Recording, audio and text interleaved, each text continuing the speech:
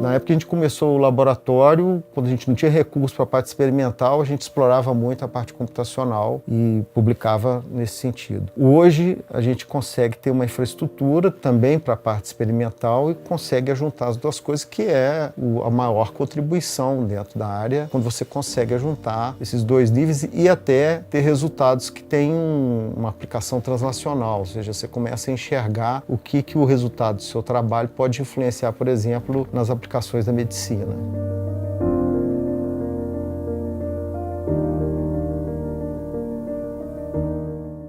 A gente estuda epilepsia como um fenômeno que ocorre no cérebro, mas o interesse primeiro é como o cérebro funciona. E, na verdade, a gente caiu no estudo da epilepsia na época que eu fazia meu doutorado, mas só do ponto de vista teórico, com simulação computacional.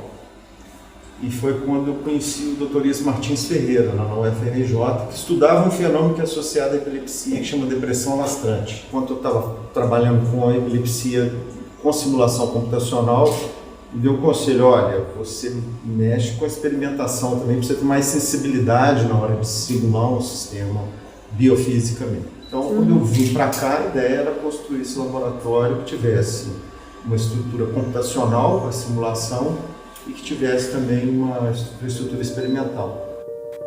A epilepsia é normalmente tratada pensando na circuitaria sináptica. O que é uma sinapse? É a estrutura que faz a conexão de comunicação entre dois neurônios. É a que é mais estudada, né? Existem outras formas, mas essa é a que a maioria dos fármacos atua, né? Então se estuda muito neurotransmissão. Uma célula dispara, aí chega no botão pré-sináptico, ele despolariza, tem uma fenda, ali ele lança os neurotransmissores e ele atua modificando a membrana pós-sináptica e tem uma despolarização. Então, em termos simples, isso que é uma sinapse. Então, se fala muito, tem muitos estudos, que é uma área muito complexa, mas existe uma outra estrutura que mantém o cérebro funcionando, que é o que regula os gradientes iônicos transmembranários. Então, para essa sinapse funcionar, tem toda uma estrutura ali metabólica de controle dos íons funcionando também. Então se estuda sinapse, mas se esquece achando que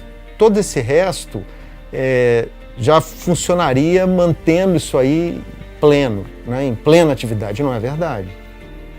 O cérebro economiza energia, então o tempo inteiro ele está trabalhando bem no limite. O corpo humano é assim, trabalha otimizado.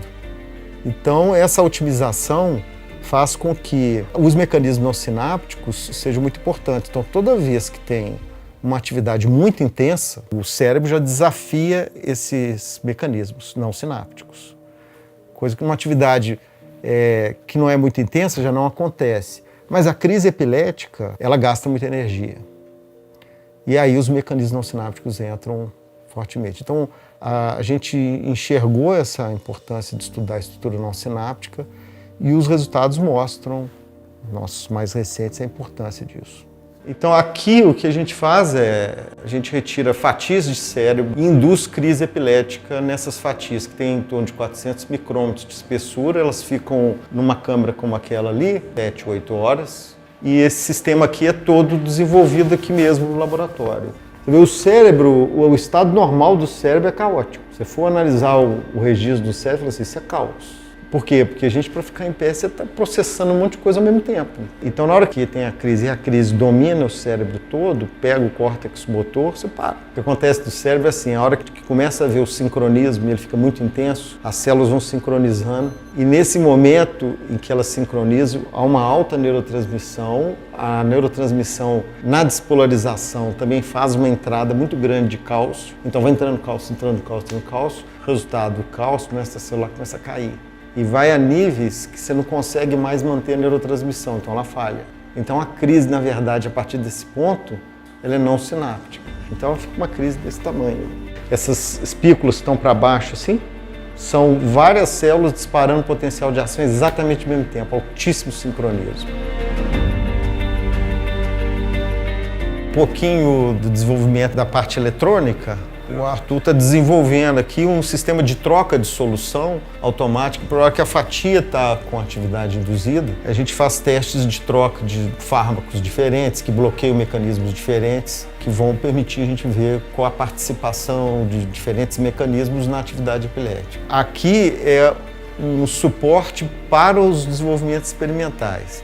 Então, uma das dificuldades é você fazer essa troca aplicando drogas diferentes, mas com intervalos precisos e numa taxa também precisa.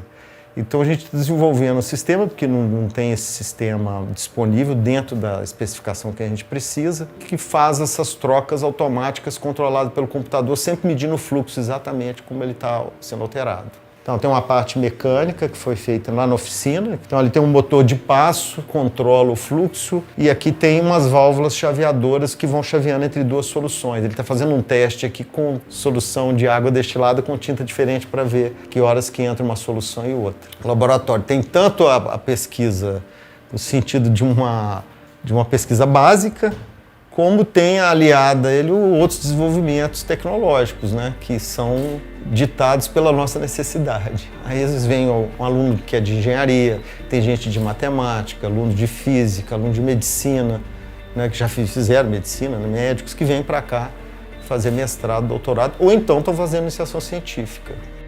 Então, depois que a gente faz os testes até farmacológicos, com bloqueadores, aquela fatia que foi feito o registro, ela vai para a histologia.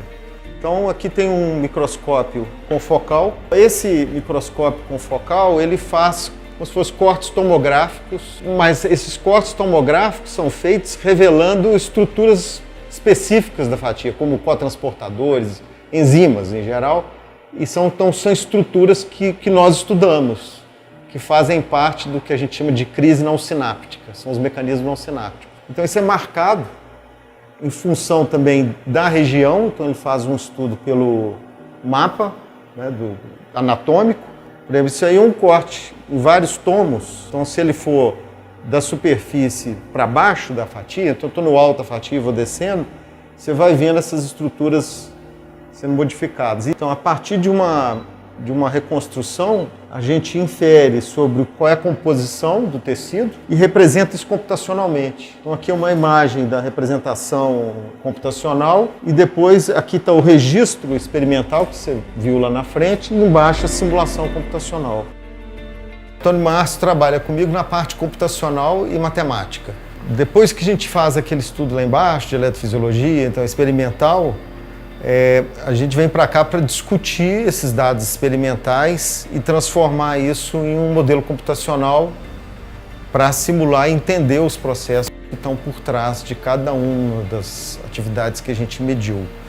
Então eu te mostrei lá no Confocal esse trabalho que foi publicado, em que a gente estuda como que o pH altera durante uma crise epilética não sináptica. Então a gente desenvolve tudo computacionalmente aqui um estudo de redes que saiu na Scientific Reports da Nature, que também é essa ideia. Se a gente usar os mecanismos não sinápticos numa rede convencional, o que ele faz? Como que ele altera a capacidade dessa rede? Como é que seria uma crise epilética com e sem essas condições, né?